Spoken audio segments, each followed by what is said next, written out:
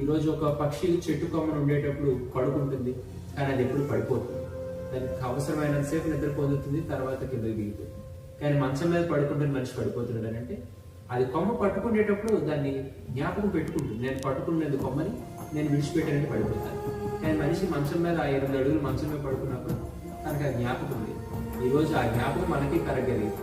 ఈరోజు నేను హిందువుగా పుట్టాను, నాకు కొన్ని లక్షణాలు ఉన్నాయి, నాకు కొన్ని ధర్మాలు ఉన్నాయి, నాకు కొన్ని నియమాలు ఉన్నాయి, నాకు కొన్ని విధానాలు ఉన్నాయి. ఇవి గుర్తుపెట్టుకుని తను బ్రతకడం వల్ల ఆ పక్షి అలా పడిపోలేదు, వీళ్ళు అలా పడిపోలేదు. అవి గుర్తు లేకపోవడం వల్ల ఈరోజు మానవ కూడా జరుగుతుంది.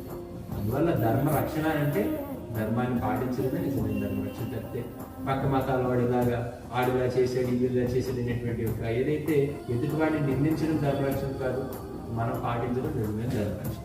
ఇవన్నీ కూడా నాది అనేటువంటి భావన, ఈ దేశం నాది, ఈ ధర్మం నాది అనేటువంటి భావనలతో మనం చక్కగా ఉండగలిగితే ప్రతి ఒక్కరు కూడా సనాతన ధర్మ పరిరక్షణ అనేటువంటిది ఒక ధ్యేయంగా మారాలి. అది ప్రతి ఒక్కరి జీవిత లక్ష్యంగా మారాలి. అదే ధ్యాసగా, అదే శ్వాసగా మారాలి. ఇది ఖచ్చితంగా జరిగితే ఆ రోజు ధర్మంకి ఏ రోజు లోటు ఉండదు.